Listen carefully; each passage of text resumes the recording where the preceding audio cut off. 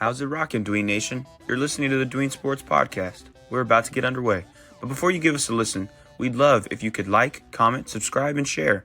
We are posting weekly sports content, and we want to build up the brand that is Dween Sports. Thank you all, and enjoy. Welcome in, Dween Nation. This is your host, Justin Paez, alongside Genoa Agudelo, and our returning guest, Brandon Ethridge. Thanks for coming onto the pod today, Brandon. Here in front of you guys, Dween Nation, this is what the bracket's going to look like in our eyes, or in my eyes. I made a projected bracket. The CFP releases their new bracket tonight, so we're going to get a little ahead of the game, project what we think it looks like, and discuss it. I have things set up, and I really want to get Genoa and Brandon's take on it. But before we do, how are you doing, Brandon, today? I'm doing great. I'm excited for this podcast. Talk some college football. And Genoa, are you ready to discuss more? Yo, Dween Nation. Yes, Justin, I'm ready to discuss a lot more. Like I mentioned to everybody, Dween Nation, we are on the road to the college football playoffs. I cannot stress out enough. A lot of people are not as excited as I am, Justin, but trust me, once the first couple weeks of December go by and we start to see the bracket get shorter and shorter leading up to the end of January, I promise you, Dween Nation, this is going to be a fantastic finish as we will crown a new champion there at Mercedes-Benz Stadium in Atlanta. So it's going to be very interesting to see how it happens and unfolds. Yeah, and I'm really excited to see what the CFP does tonight. Obviously, Indiana lost, Alabama, Ole Miss, Texas A&M, BYU. Like, these teams are falling out while some teams are climbing up. So I'm interested, is Indiana still going to be in the bracket? How does SMU look? They clinched their spot in the ACC championship game. And then we have some games on tap this week that we discussed at some number. We have South Carolina, Clemson, Texas A&M, Washington, Oregon, Alabama, Auburn. But right here in front of you guys is my projected bracket for what they're going to reveal to us tonight. And I'll show everybody here, and we're just going to discuss it, what we think, how it looks, and what we think will change after this weekend. But here, I'll start revealing it at the top. Not much change here. We got Oregon at the 1. We got Texas would win the SEC at the moment, has the highest record. They'll be at the 2. Then we got Miami 3 being the ACC leader.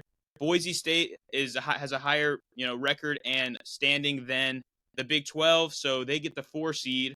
Then we jump to Ohio State as the 5 seed. They're the number 2 seed overall, but they don't win the Big 10 at the moment. Notre Dame, I have hopping Penn State because Penn State, they played a close game with Minnesota, barely won that game, came down to the last few seconds, while Notre Dame hosted ranked Army and won by over 30 points. So I have them at 6. Penn State, though, just drops 1 spot to 7. Then I have Georgia, who had a slow start against UMass last week, so there was some worry, but then they took off. But they stayed stable. They had, an easy matchup last week. Tennessee is at 9. They jump up just a little bit because of the teams that fell below them with Bama, Ole Miss. Then 10, Indiana. This is where they drop from their loss to Ohio State. They lose by double digits. They lose in pretty convincing fashion. So I don't think they deserve a lot of treatment, but I think the CFP will keep them in the bracket.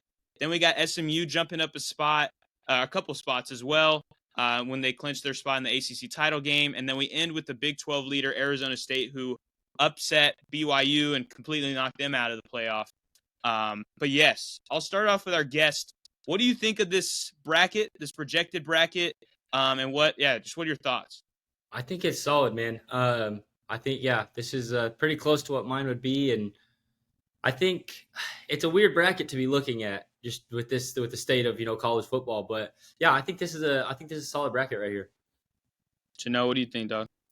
I like it. The only thing is, Justin, obviously, this has nothing to do with you, but with the committee, I'm really not interested in seeing Indiana, Penn State kind of matchup, or even Indiana in the college football playoff at all. Their schedule's been weak, and they did not do good at all last week against Ohio State. And I would rather have an SEC team replace them. Obviously, Alabama took a nasty loss, so it's Ole Miss, and so they followed out of the playoff. But I guess you got to roll with SMU and Indiana. Looking on the other side there, I'm hoping that Colorado can – I'm hoping that they can win the Big 12 there. Obviously they're going to potentially be matched up there with Arizona State. I think that, Colorado, they're ranked 16, 17 at the moment. And so hopefully that they can win their last game. And then I believe that they are potentially going to be matched up with Arizona State, right? Arizona State's in the Big 12, right? Correct. Like, well, okay, I just get confused now that the Pac-12 is out, or now no longer in effect. But it would be interesting to see Colorado sneak in that last seed for the Big 12, and maybe they could go up against Ohio State, or if the brackets change and they get like a Penn State or something. Maybe that'd be a good matchup. And so for me, everybody knows though that Boise State's going to get absolutely destroyed because their schedule is not look good. But at least we get to see GT though. Yeah.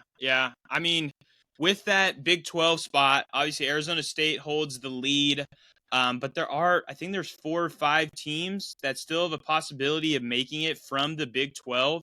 I believe Colorado is one of those teams, Iowa State, even BYU. So it'll come down to this weekend. I don't expect as much madness as we saw last week, as in upsets and everything like that. So I think this bracket is going to look similar to what it looks like right now, with maybe a flipped Big 12 team. I do think I think the big one obviously is if Texas loses this Saturday at Texas A&M, they will not be able to win the SEC championship, and they will fall probably to the 6, 7, 8 range, I think. And then that number 2 slot will go to Georgia or A&M after the SEC title game. If we had to make bets, I'd probably say that Georgia is going to jump there to 2. Texas will probably fall to 6 or 7. That will kind of just be a flip.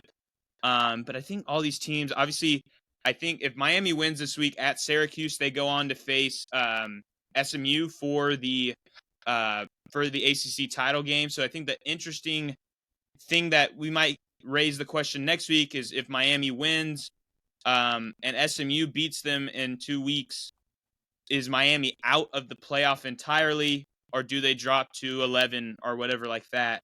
But it's funny that how this all worked out was 2 Big Ten teams playing each other, Penn State, Indiana, Georgia, Tennessee is 2 SEC teams playing. I feel like Oregon, unfortunately, if this is the bracket for Oregon, they're going to hate it because they get a bye, sure, but then they play probably Georgia in the second round of the playoff, which would just be disgusting for them. But I want to get your take out of this bracket here. I think I know Genoa's answer, but Brandon, what do you think would be who is the most overrated team that's kind of being considered in this playoff bracket?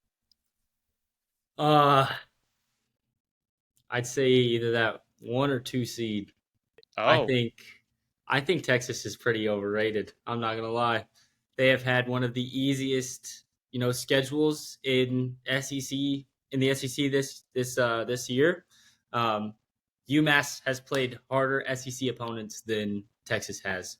So I'm going to take my pick and say that I'd say UT is pretty overrated. Sorry, Genoa. I know. Genoa, what is your thought on that? And also, who is your overrated teams at Indiana? Look, I would say I would have to agree with Brandon. My Longhorns have not yet to have a signature win. I'm sorry, but going on Vandy and beating them and going in Arkansas and winning there doesn't prove too much to me, in my opinion, as a Longhorns fan. I'm not one of those Longhorns fans that get hyped up over victories. I'm a very objective, subjective Longhorns fan. I'm very skeptical and very picky. And Brandon and I were live in attendance at that Georgia and Texas game. And Brandon liked what he saw. As for me, I did not like what I saw at all. And so we only scored 15 points that game. Our offensive line has not been good this year. And you got to take that into that consideration. If you were to line up with an Ohio State or Georgia in the SEC title game, or if for some reason you make the Natty and there's Oregon there, it's just that offensive line cannot handle those tough pass rushers that many SEC teams come to have. And now more recently, Justin, Big Ten has, we saw it last year with Michigan as they had a, incredible front seven there. And so those Big Ten teams are getting big up front as well. And so I can agree with you. For me, an overrated team, I mean, it's really anybody to me that's not Big Ten or or it's not Big Ten or SEC.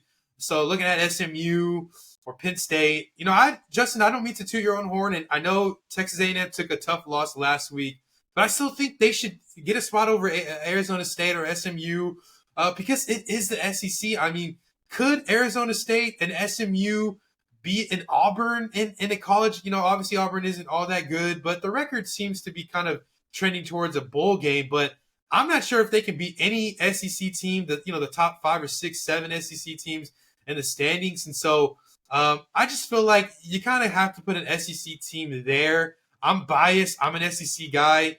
Obviously maybe you can throw the occasional Big 12 and some Big 10 teams wouldn't hurt as well. But I would say the most overrated has got to be Indiana and Boise State. Yeah, I think that's fair. I think my overrated team would be Indiana and Boise State. They're only getting it because they're leading their conference. That's the same with Arizona State. So it's like that to me, that might be just a flaw in the ranking system. I know they're trying to give different conferences the same chance as like the SEC or Big Ten get. But I think the argument should be you want the best teams in college football in the college football playoff. That's kind of not what we're seeing, but this is also the first year of the 12-team bracket. Hopefully there's some edits as we go in further years. But the last question I have before we end this episode is I feel like we've been looking at the angle Texas A&M winning, but what if Texas A&M does lose? Brandon, what are your thoughts on Texas getting a victory in Kyle Field and heading to the SEC championship with one loss on the season? I think, if they can pull it off, I'm not saying Texas is a bad team. I'm just saying, I don't know that they should be ranked where they are just because of their schedule. If they do pull the win over the Aggies, I think, I'm not going to be upset about it. That we're going to face off again, and I'm not scared. We did it once, we'll do it again. So I think I'm open to seeing the A&M game go either way. I'm hoping for the Aggies just to snub them Longhorns out of it. But if the Longhorns come out on top, I'm still happy. All right, I like it. All right, Dwayne Nation.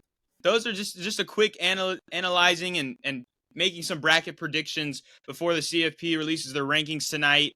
And we got one more episode for college football. We're going to kind of dive into the best game on the week, that where like every media outlet is going to, which is Kyle Field and College Station for the Aggies and Texas Longhorns game. But thank you guys for listening. Brandon, thanks for joining us. And Genoa, send us out. Yo, Dwayne Nation, this was our prediction for the college football playoffs as we are on the road to crowning a new national champion there. So let us know what you think about, these predictions, and let us know if whatever the committee releases tonight, let them know if, are they tripping or are we on the same page with them? Let us know. And thank you guys for watching. We love you guys. And as always, peace.